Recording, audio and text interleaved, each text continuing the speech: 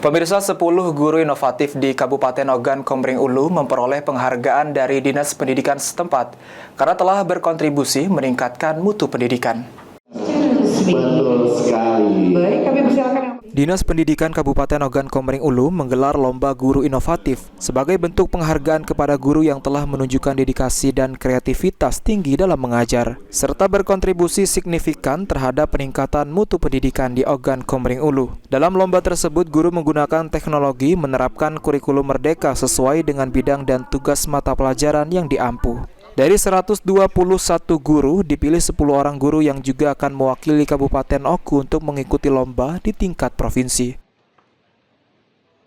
Jadi acara kami pada hari ini adalah penganugerahan guru inovatif tingkat Kabupaten Ogan Komering Ulu.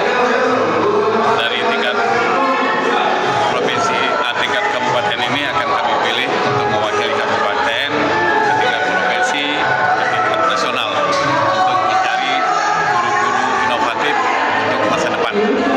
Ya, inovatif Pak ya? Ya, kalau dulu hampir sama dengan teladan.